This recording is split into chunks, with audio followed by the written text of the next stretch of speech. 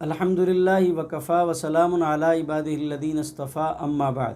فاعوذ باللہ من الشیطان الرجیم بسم اللہ الرحمن الرحیم قال اللہ تبارک و تعالی فی القرآن المجید والفرقان الحمید یا ایہا الذین آمنوا کتب علیکم الصیام کما کتب علی الذین من قبلکم لعلکم تتقون صدق اللہ العظیم۔ عزیزان محترم، سننے والے، سماعت کرنے والے سامعین، معزز حضرات، قرآن کریم کی اس آیت مبارکہ میں اللہ تعالیٰ رمضان المبارک کے روزوں کے حوالے سے مسلمانوں کو، ایمان والوں کو، جناب رسول اللہ صلی اللہ علیہ وسلم کی امت کے ماننے والوں کو ترغیب دے کر بتا رہے ہیں کہ اے ایمان والوں، تم پر روزے فرض کر دیے گئے ہیں جیسا کہ تم سے پہلے لوگوں پر روزے فرض کیے گئے۔ اب رمضان المبارک کی آمد سے قبل ہمیں ایسے مسائل کا سامنا کرنا پڑتا ہے، رمضان المبارک کے روزوں کے درمیان ہمیں ان مسائل کی واقفیت نہ ہونے کی وجہ سے مختلف چیزوں کی پریشانیوں کا سامنا ہمیں درپیش ہوتا ہے۔ ہم اپنی دنیاوی معاملات میں جب بھی کوئی کام کرتے ہیں تو پہلے سے اس کی پلاننگ، منصوبہ بندی کرتے ہیں تاکہ نتیجے تک پہنچنے میں ہمیں آسانی ہو۔ عزیزان محترم، ہمیں چاہیے کہ ہم رمضان المبارک کی آمد سے قبل رمضان المبارک سے متعلق، روزوں سے متعلق، تراویح سے متعلق، اعتکاف سے متعلق، زکوٰۃ سے متعلق ضروری مسائل کو سیکھیں، سمجھیں، یاد کریں اور بوقت ضرورت ہمیں کسی قسم کی پریشانی اور دشواری کا سامنا نہ ہو۔ آج کی اس نشست میں ہم آپ کے سامنے رمضان المبارک سے متعلق ضروری مسائل اور رمضان المبارک میں روزوں سے متعلق مسائل کی چند ایک ضروری مسائل آپ کی خدمت میں پیش کریں گے۔ نمبر 1، پہلا مسئلہ یہ ہے کہ روزہ فرض ہے۔ اب روزہ کس پر فرض ہے؟ تو علماء کرام کا، محقق علماء کرام کا لکھنا یہ ہے کہ روزہ بالغ پر فرض ہے، بالغ مرد اور بالغ عورت پر فرض ہے۔ بلوغت کے لیے علامات ہیں۔ مرد کے لیے علامات یہ ہیں کہ اس کو احتلام کا ہو جانا، عورت کے لیے بلوغت کی علامت یہ ہے کہ حیض وغیرہ کا عورت کو آ جانا۔ اگر مرد کو احتلام کی علامت پائی جائے اور عورت کے لیے حیض وغیرہ کی علامت کا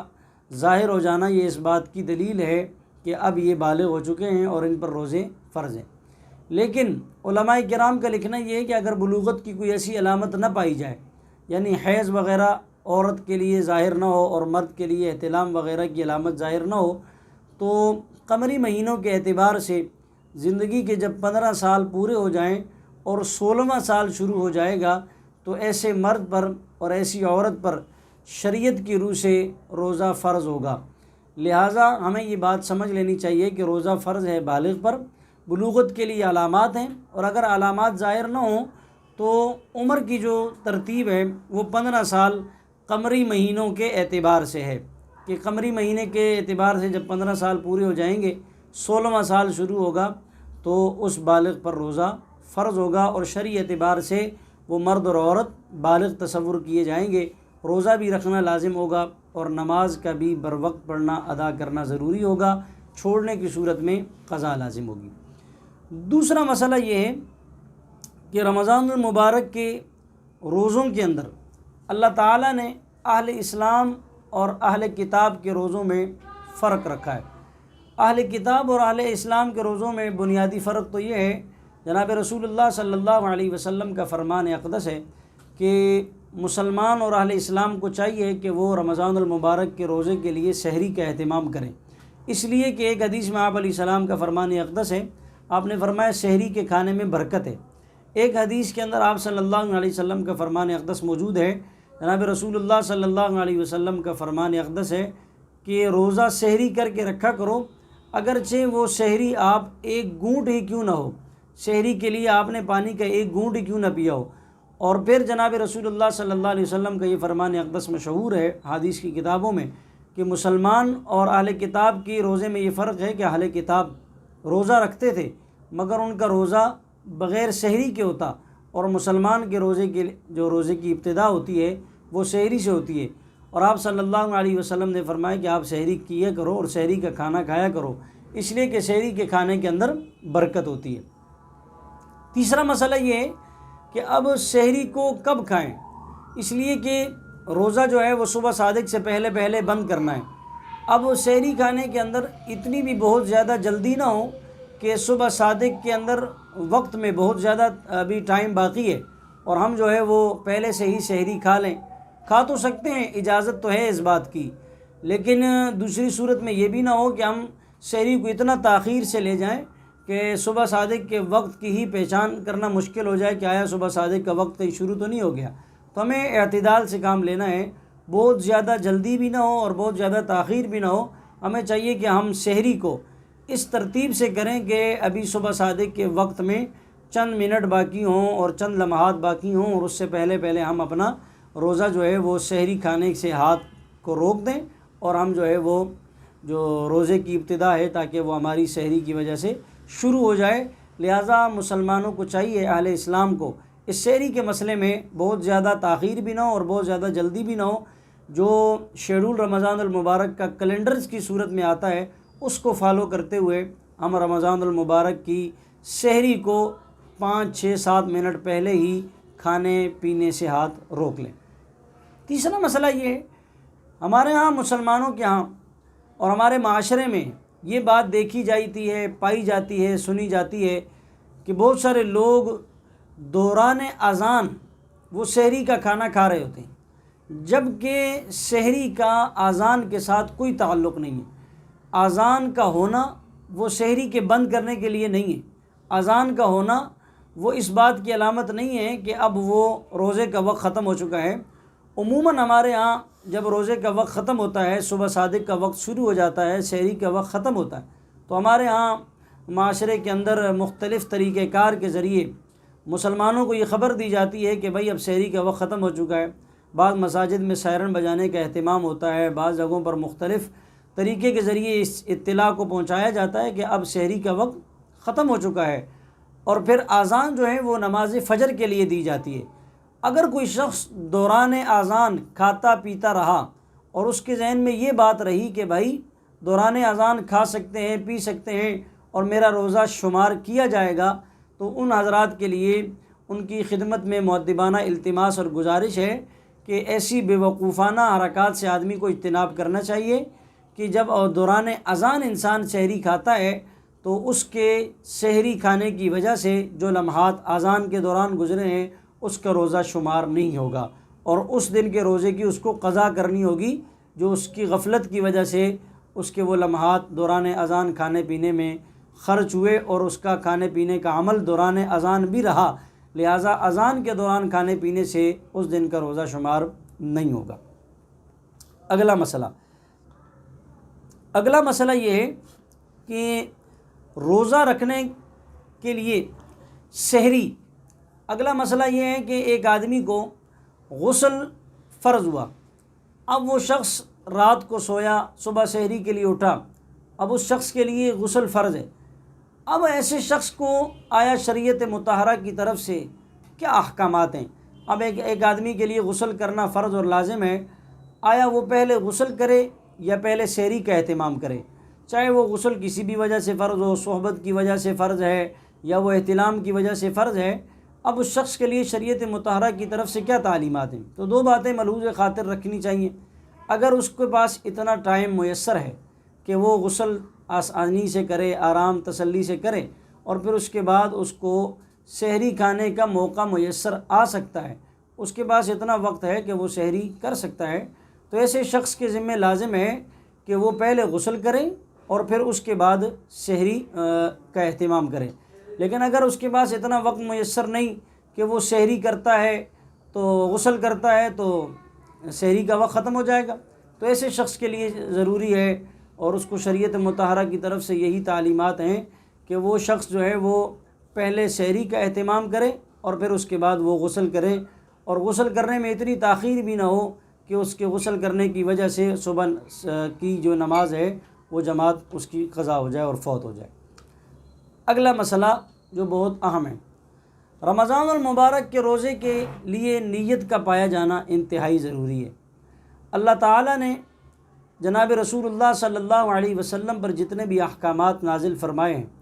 قرآن و سنت کے ذریعے جتنے بھی احکامات کی ہمیں ترویج اور اشاعت پہنچی ہے، ہر عمل کو شریعت مطہرہ نے اس چیز کے ساتھ جوڑا ہے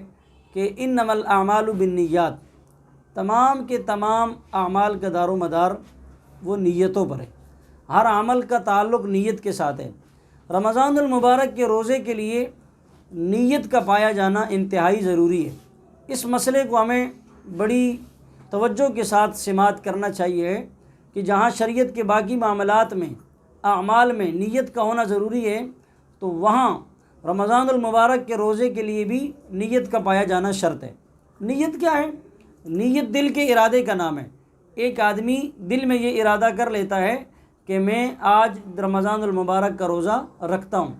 علماء نے لکھا ہے کہ رمضان المبارک کے روزے کے لیے جب آدمی سحری کے لیے اٹھتا ہے، سحری بھی نیت کے قائم مقام عمل ہے، کہ سحری کا ہونا یہ خود نیت کے لیے ایک قائم مقام عمل ہے۔ نمبر 2، نیت، ایک آدمی نے رمضان المبارک کا دن اس حالت میں گزارا کہ اس نے نہ کچھ کھایا نہ کچھ پیا، اور اس نے روزے کی نیت نہیں کی تھی، تو یہ بات ہمیں یاد رکھ لینی چاہیے کہ اس شخص کا روزہ ادا نہیں ہوگا، اس لیے کہ روزے کے لیے نیت کا پایا جانا ضروری ہے۔ نیت کے لیے وقت کیا ہے؟ نیت کا جو وقت ہے وہ رات کا وقت، یعنی غروب آفتاب سے لے کر اگلے دن، یعنی صبح صادق کے گزر جانے سے اگلے دن کی دوپہر تک، یعنی نصف النہار تک کا جو وقت ہے یہ نیت کا وقت ہے۔ مثال کے طور پر ایک آدمی نے صبح سحری کے وقت جو ہے وہ رمضان المبارک کے لیے اٹھا اور سحری کی، اور اس نے روزے کی نیت نہیں کی، یہاں تک کہ صبح کے 8 بج گئے، 9 بج گئے، 10 بج گئے، اور آدھا دن ہو چکا، اور اب اس کو خیال آیا کہ مجھے تو نیت کرنی چاہیے تھی اور میں نے یہ نیت نہیں کی کہ میرا آج کا دن کا روزہ ہے، تو نصف النہار سے پہلے اگر وہ شخص نیت کر لیتا ہے تو اس کی نیت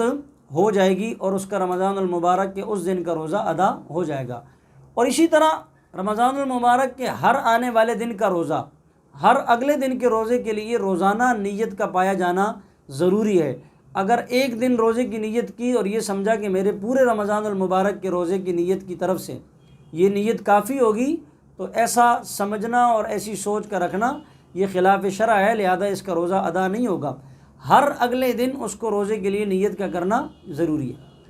ایک بات اور سمجھ لیں، روزوں کی کئی قسمیں، ایک نفلی روزے ہیں، ایک واجب روزے ہیں، یعنی واجب ہونے کا معنی یہ کہ کسی نے کوئی نظر معین مانی، اس کی وجہ سے اس پر روزے ہیں، اور ایک ہے کسی عذر کی وجہ سے رمضان کے پچھلے رمضان کے روزے قضا ہو گئے، اب وہ شخص رمضان المبارک کے روزوں کی قضا ابھی تک اس نے نہیں کی، یہاں تک کہ آئندہ رمضان کے روزے بھی آ گئے، اب وہ اس رمضان کے روزے میں اگر نفلی روزے کی نیت کرے،